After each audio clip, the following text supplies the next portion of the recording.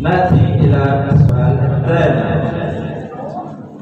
وقال الإمام البخاري رحمه الله تعالى: حدثنا أبو اليماني قال أخبرنا شعيب دعوه وأريحوا على.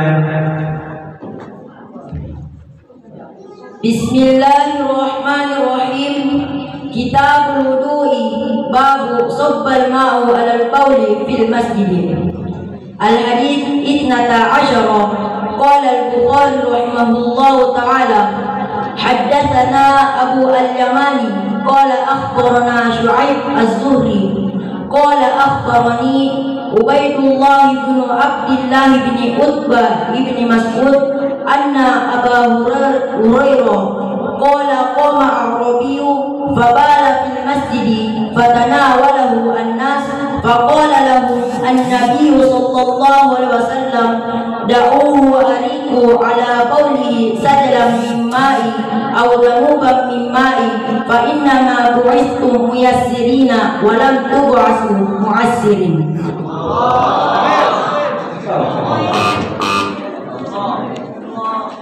والآن نأتي إلى السؤال الثالث. وقال الإمام البخاري رحمه الله تعالى: حدثنا عبد العزيز بن عبد الله قال: لا صلاة بعدها.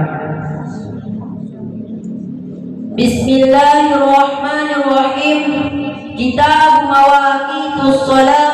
باب لا تحل الصلاة قبل غروب الشمس. الحديث 16. قال البخاري رحمه الله تعالى: حدثنا عبد العزيز ابن عبد الله قال حدثنا إبراهيم ابن سعد عن صالح عن ابن شهاب قال أخبرني عطاء بن يزيد الجندئي أنه سمع أبا سعيد الخدري يقول: سمعت رسول الله صلى الله عليه وسلم يقول: لا صلاة بعد الصبح حتى ترتفع الشمس ولا صلاة بعد العصر حتى تغيب الشمس. حتى ترتفع الشمس نكسر إلا بأس. سلام عليكم. ممتاز. وكذلك لا تلاحظ الصلاة قبل الغروب، ليس الغروب، لكن هذا مشكلة في النص تسليم الغروب. الصحيح غروب الشمس. ممتاز. بارك الله فيك. والآن نأتي إلى السؤال الأخير السؤال yang keempat.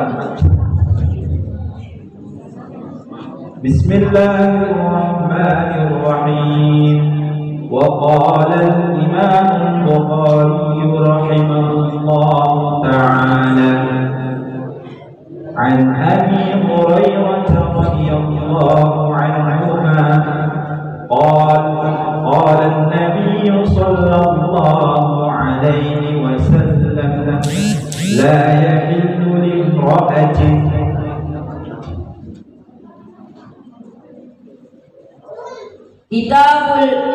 Bismillahirrahmanirrahim.